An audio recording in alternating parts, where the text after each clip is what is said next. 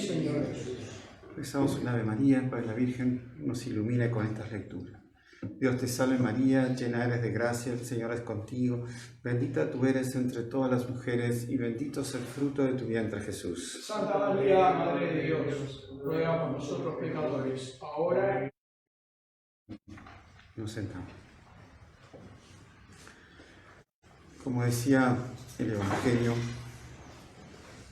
Jesús acababa de multiplicar los panes y los peces, hacer ese gran milagro impresionante de que a partir de 5 panes y 2 pescados traídos por un niño, multiplicó el alimento para 5.000 hombres, sin contar los niños y las mujeres. O sea que podemos calcular que cada familia tendría, no sé, más de 5 hijos, 4 hijos. En esa época no había control de la natalidad. Unos 30.000 personas fueron alimentados por Jesús, de la nada prácticamente. Y después de ese gran milagro, Jesús se retiró a orar. Eso es una lección para nosotros, porque Jesús, que era Dios, Monseñor John dice, bueno, ¿a quién iba a rezar Jesús? Pero en Jesús había 2 naturalezas, humana y divina. Desde la naturaleza humana rezaba a su naturaleza divina, a Dios Padre, por sus intenciones. No sé cuáles serían las intenciones, si serían infinitas y serían extraordinarias, pero ese retiro a orar de Jesús muestra también cómo él también hacía un equilibrio entre la parte práctica del apostolado y la parte de la vida interior del apostolado. Pero bueno, ahí él manda a los apóstoles a subir a la barca y de pronto comienza a agitarse el mar porque tenían el viento en contra. Y ahí, en esa desesperación, aparece Jesús. En el momento de la agitación del viento y del mar, ¿no? Aparece Jesús, y ahí los apóstoles al principio no lo reconocen, empiezan a gritar pensando que era un fantasma. Podemos hacer una comparación, una analogía con lo que pasa hoy también en la barca de Pedro, en la barca que es la iglesia. También vemos la iglesia agitada, la iglesia perseguida, agitada mismo internamente, y no está reconociendo a Jesús.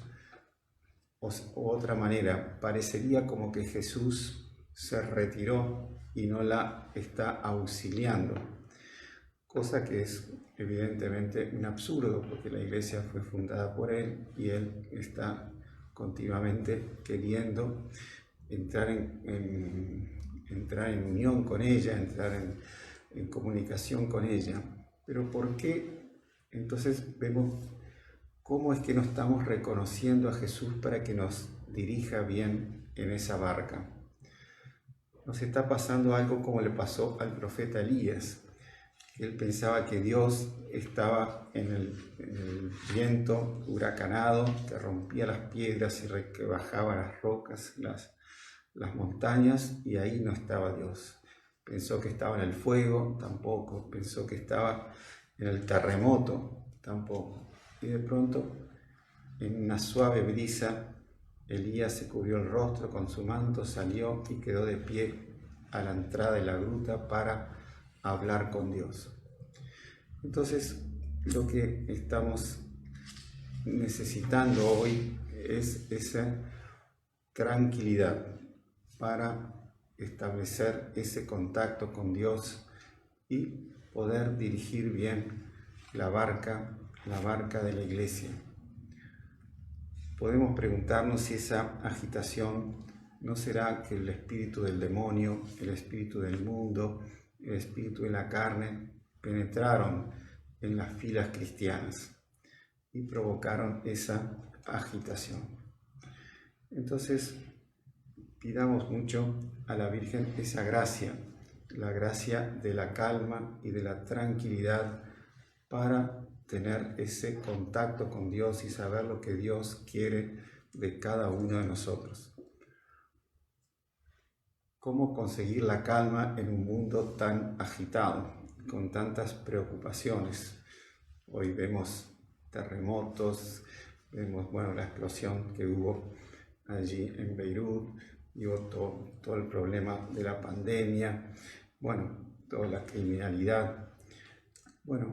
Hay una oración que siempre la Iglesia recomendó, que es el Santo Rosario, que es la oración de la paz. Y un papa, no me acuerdo si era Pío XI o Pío XII, dice que el rosario serena los temperamentos. Entonces, el rosario, que es una oración tan fácil, que la podemos rezar en cualquier lugar, en cualquier hora del día, produce la paz. Y la paz es lo que necesitamos para reconocer a Jesús y el camino que Jesús nos está queriendo indicar, pero que nosotros en medio de la agitación no lo vemos, así como los apóstoles en medio del mar agitado no estaban reconociendo a Jesús pensando que era un fantasma. Pues el rosario nos ayuda a mejorar en la fe, a progresar hoy en día, a aumentar nuestra fe. Y pero yo también soy un gran pecador. Pero para eso está el sacramento de la confesión, que también produce mucha paz, porque el pecado produce agitación y la gracia de Dios produce la paz. Y una buena confesión produce una paz de alma como ningún medicamento ni ningún tranquilizante puede dar. El doctor Pino Correa Oliveira decía que la mejor almohada es la conciencia en orden, la conciencia en paz, la conciencia tranquila. Entonces, si queremos tener la paz, tengamos nuestra conciencia en orden. Aumentemos ese orden rezando el rosario, asistiendo a la misa frecuentemente, la comunión frecuente, todas las oraciones, todas nuestras devociones.